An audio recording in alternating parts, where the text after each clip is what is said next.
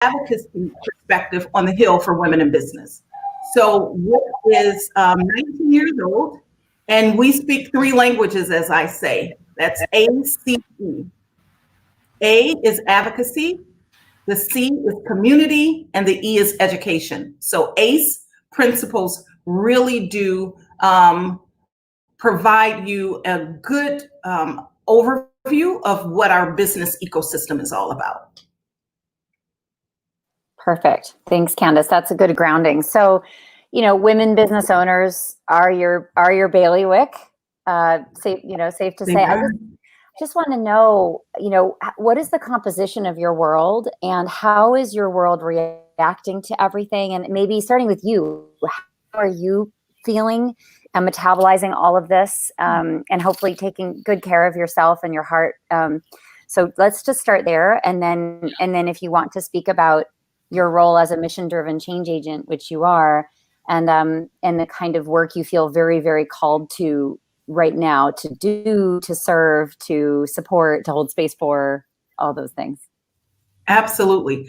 So, you know, normally outside of this time, people ask me how I'm doing, and I say, oh, I'm fine. Well, I have realized that as a true, authentic leader, I have to be honest. And so right now, I am somewhere between losing my mind and being okay. I am closer to being okay than losing my mind. But as you might imagine, as a Black woman living in this time, as a Black woman who leads an organization that's not a diverse organization, that brings along its sort of idiosyncrasy or challenge, if you will. And so it's been difficult, but I am heartened by the fact that I know it's going to be okay. One of the ways that I know that is just from the top of the hour with us talking, you said you were out protesting. You don't look like me. We need people who don't look like me to also join hands to say this time is not okay. We've been dealing with it forever. It is now polarized. It now has a bigger lens on it, if you will. So this is definitely it's not a moment, it's a movement. It's going to take us a long time. So we have to, one, realize we've got to be hunkered down for the long haul. And so what does that mean? Let's plan, let's chip away. It's not necessarily big wins at once. It might be smaller wins that lead to a big win. And certainly our organization is doing what we can. We have had authentic conversations. In my president's report last week, I was just honest about what's going on.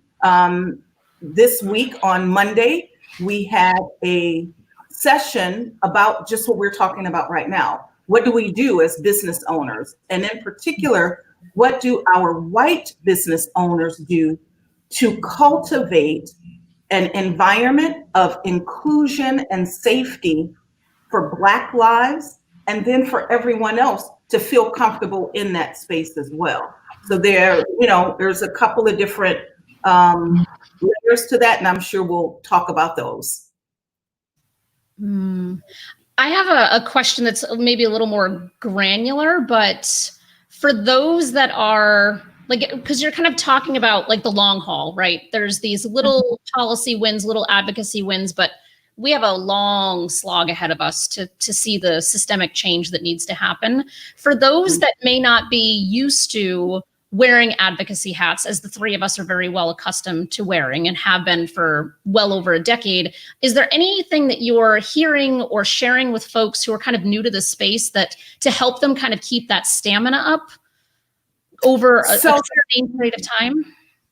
Yes, and I appreciate you asking that. So in my mind, I always function in a swimming pool, right? And every swimming pool has lanes. So let's first take this time that we're talking about right now with Black Lives Matter. I strongly believe that social issues left unaddressed turn into civil issues. Civil issues left unaddressed turn into business and policy issues. So we have just with that sort of three lanes of that situation. There are people and leaders who are equipped to lead us through the social changes and through the civil changes. I and WIPP stay in our lane from the business and policy change lane. That doesn't mean that I don't support those other lanes and I don't have an active role. I just have a subservient role in those, but I take a leadership role in the business and policy space. So from a policy perspective and being an advocate, it can start with your local government right in your hometown. You know, what are policies that are going on that you know that are not inclusive of everyone that you know need to be changed, and you work from there. From there, then you can go outward from your region or your city, your district, right to your state, you know, or to your, some people have parishes and such, which are like cities, right? But you can start small, city, state, federal, and feel like you're doing something, because it is a bit of an arduous task and overwhelming to think, oh my God, I've got to go to Washington and march on behalf of this policy, when you can do that right at home from where you are. So it's first understanding that while the pool is big, you can start in the shallow end and work your way to the deep end. I love the pool analogy. So I love that analogy. It's so good. I think I came up with that analogy because people sometimes would not stay in their lane. And it was a way of me providing an opportunity for them to understand that we all have lanes. So I probably adopted that when I was, 17 years old. Good. I love that. I love that. So we have to start not get paralyzed, you know, with Correct. the size of what we're being shown right now. And for those of us for whom we haven't really seen this in this way before, I'm sure your business owner colleagues, particularly if they are white women or anyone who is non-Black, is wrestling with this from a leadership perspective too. Whether it's the diversity of their teams that they've built in their companies, whether it is how to use their voice as a business owner in the community for policy changes, for making statements about what's important from a values perspective. So I'm sure it's sort of all hands on deck, because you're being pulled on to guide that. And you must feel totally overwhelmed. I know as a consulting company, I feel we are totally overwhelmed. We've wanted this flow of interest and commitment for a long time, you know, and I know the three of us have been waiting for this wake up moment, but when it happens, it's overwhelming too. So I want to acknowledge that. But so what kinds of, I guess, questions are you getting the most of? How are you guiding? What are you recommending? Can you give us a taste of the business owner community's response to this and what you think needs to happen? I will, and thank you for asking that. It's sort of twofold, and I'm going to start with what seemingly is the negative and then the positive, though negative is just an opportunity to change. So two things. One, people say, what should I do and what should I not do? I'm going to start with the what should I not do first, because I've got about 8 points under the what should I do that we covered on Monday. So what should I not do as a white person or a person that's not of color? And the first thing you should not do is say, I don't see color. When you say I don't see color, you are actually making me invisible. You are making me invisible. You're making women, whatever the group is, you're making them invisible. So you're actually aiding in that problem and not being part of the solution. And there are a litany of sort of tentacles that go under that. And clearly we don't have to go into them now. I'll leave that for if you invite me back again. But, you know, don't ever say I don't see color. Always acknowledge the color that you see. So that's the don't. However, the do, what are those things? And I like to always focus on the positive. I'm not a Pollyanna. I just choose to see the glass half full, because I know if we come to the table with what we agree on, we will realize the things that we don't agree on are very small, right? So that's just always been my approach. So what can we do? I have sort of these 8 points really quickly. The first is to acknowledge that a problem exists. Acknowledge it. There is an issue.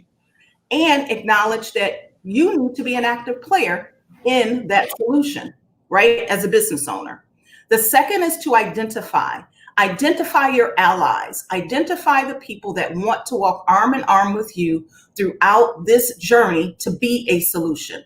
Not everyone is going to, and that's okay. Take the people with you that need to. My mother used to have this saying, don't ever try to convince anyone to love you. Love those who love you.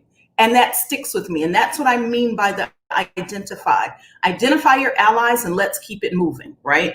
The next is to cultivate. Cultivate an environment in your organization of safety, honesty, and openness so that you can have honest conversations with your teams. The team members can have honest conversations with themselves. The other, when I say cultivate safety, cultivate a safety plan. If you have employees that are out in the field, like you've got construction industry, you have Black men who are driving these big rigs and driving trucks.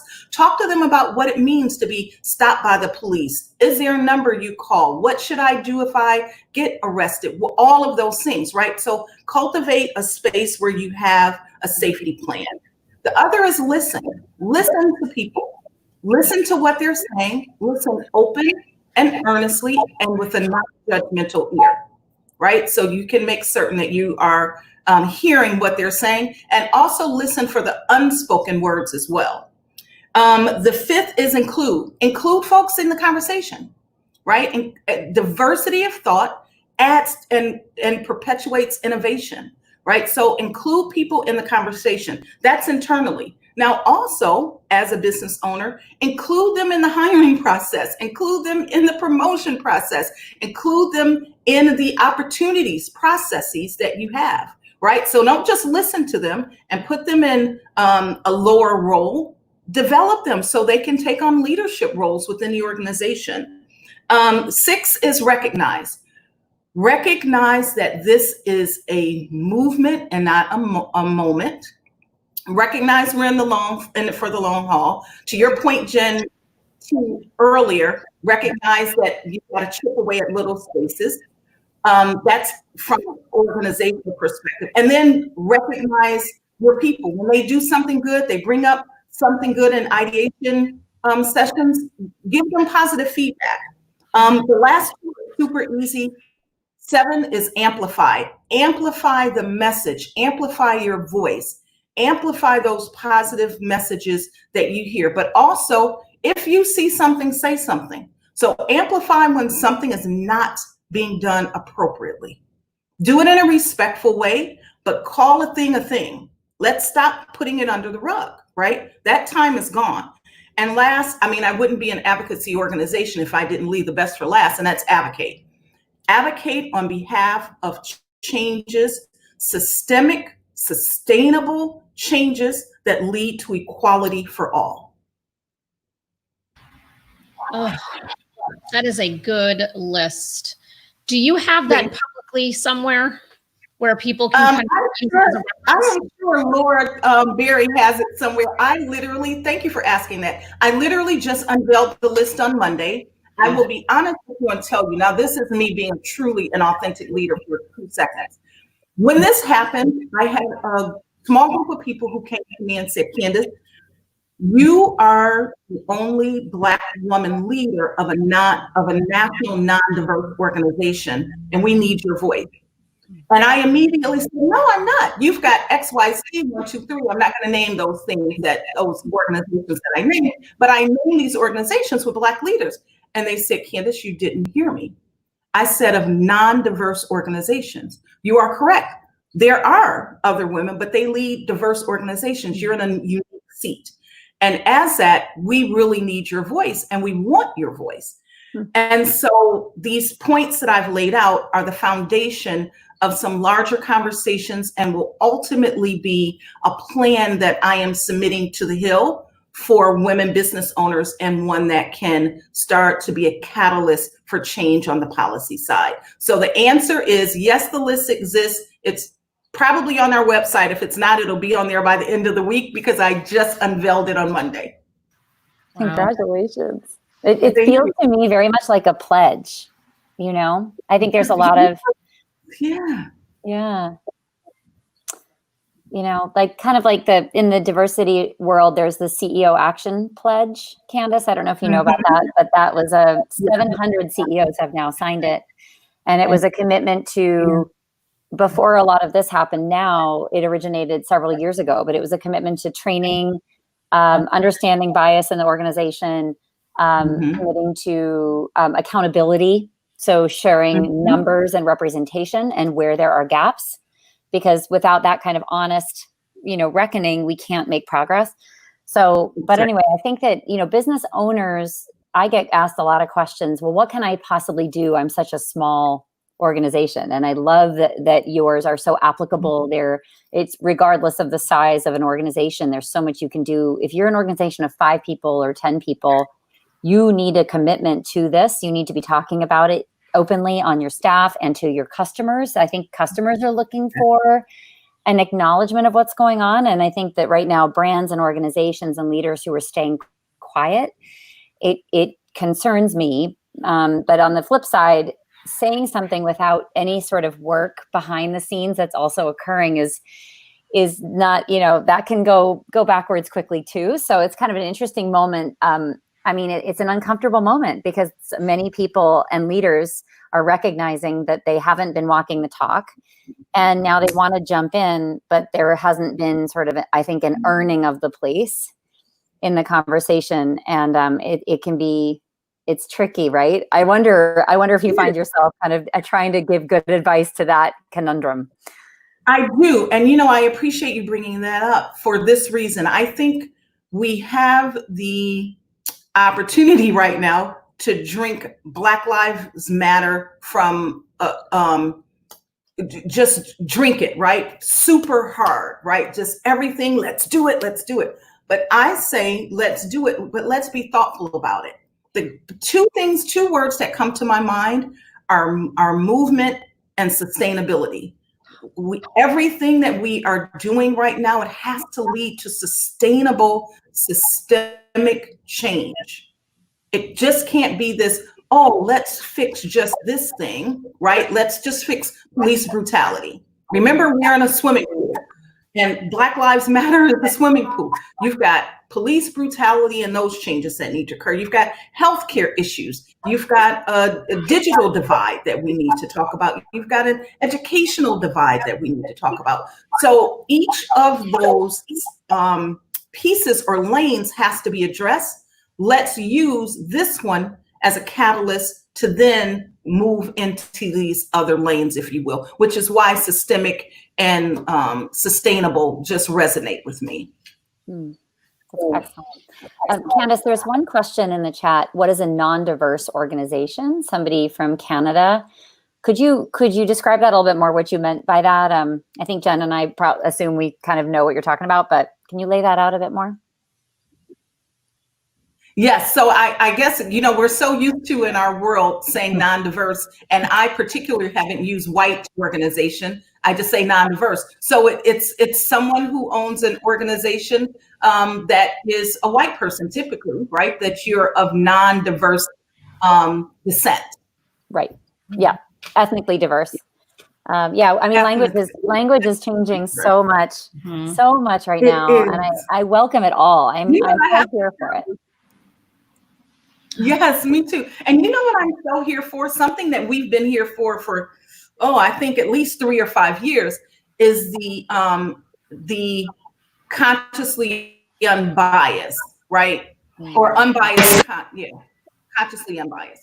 That I am so happy people are starting to talk about that, but I'm thinking to myself, oh, we've been talking about that for years, you know? But it's a moment, you know, that we have to use this moment for a catalyst for the movement. Yeah, agreed. I think, the thing I'm doing is saying black and white more often, and using words like being an anti-racist, talking about even white supremacy, which Candace, you know, are wonderful clients. Not some words that are comfortable for people at all. But I think we're going to take this quantum leap. Yeah. What do you say? I was saying, even for myself, those aren't comfortable words, right? And I think you just brought something up. We have to right now be comfortable with being uncomfortable, right? And that, again, it's almost like a cliche. It's almost like it's a village. It's a cliche, but it has so much meaning behind it, right? We be comfortable with being uncomfortable, because that in uncomfort, that's where shift occurs. And that's what we need right now. We need a shift to occur. Totally. And I think it's our responsibilities, right, as those who are okay moving into that place of uncomfort and having some kind of platform or some type of audience or voice, regardless of how big your platform is. I think it's something that we can't just opt out of. You know, I feel like it's not even a choice at this point. Like, if you have a platform and you're okay, even if you're not okay being uncomfortable, but even more so if you are already okay in that place, it's our time to really be lending our voices to all of these different causes. Yeah, we do. And just, you know, we start in our own neighborhoods, right? I went for my walk. I am right now addicted to the Peloton app. And so I went for an outdoor Peloton walk. And as I was walking, I saw 2 police cars had stopped 3 Black and brown men, because it was a group of them, Black and brown men on motorcycles. Well, I stopped. They were across the street from me, but I stopped where I was. And interestingly enough, I live in the city, and so people are always walking. And about 6 other people stopped as well. All of us with phones in our hands, just to make sure those folks were okay, right? And it ended beautifully. They talked, whatever happened. I have no idea what it is, but it ended beautifully, meaning they still have their lives and they were able to go on. So I use that as an example to say, what can you do? You can start that small. Start that small, to listen to what's going on around you. Just be an observer. You don't have to throw yourself in the midst of it, because guess what? What's really important to us right now, especially being out, is our phones, right? If you hear a conversation that you know that you can impart some knowledge on, or a different point of view, do it in a non-combative way, but just to make certain that you are always, if you're elevated, you're bringing someone up with you, right? That while you're moving forward, you have to reach back. You don't reach back to look down on people. You reach back to lend a hand to bring them forward. And so I just think those small things like that, we can do every day in our own community. And one thing to chime in before, I know we have to wrap up because we're already at the top of our time, but I also think these are teachable moments for those who are parents or those who are raising children, even if they are not their children. I think these are such pivotal moments to be able to, if you have a child in the car with you, to be that safe person who has the phone out, who's ready to potentially stop what could happen. I know for me, unrelated to race specifically with this conversation, but I have done that so many times when I see women walking down a street or walking somewhere, and I see a car that's just going a little bit too slow. And I've had so many conversations with my son about why we have to take a few minutes and just wait and make sure she gets to where she's going safely. And that happens pretty frequently, even in my very small town just near Hartford. But I feel like it's in all of these different kind of aspects that these are teachable moments, because then we have that next generation that will be doing those same things that we didn't have modeled to us necessarily, but it's our responsibility to model it to the next generation. Absolutely. And it becomes second nature to them. So it's not going out on a limb. It is just acting in a natural, normal manner.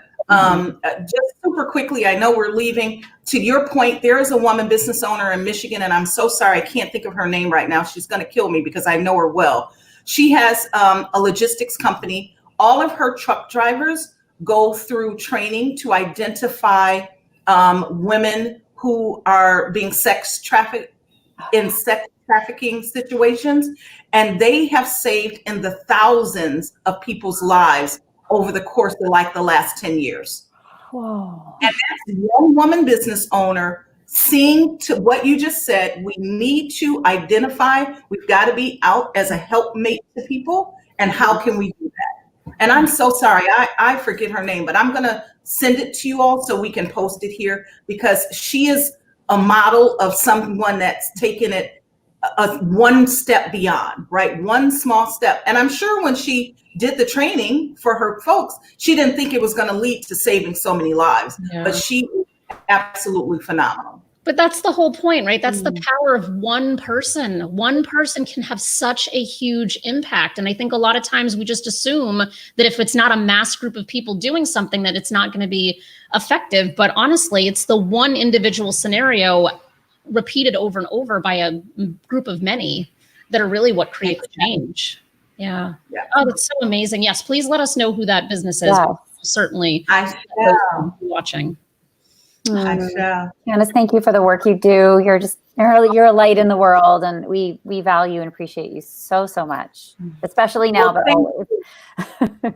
Thank you. Thank you for being part of my tribe, part of my crew that I can pick up the phone and just call. I already know from a part of this conversation, Jenn is going to call me about something that I know she's going to, she pings me about often. And so I love both of you. And I want you all to know, my mother used to have this other saying, I love you and there's nothing you can do about it. And so that's what I will do.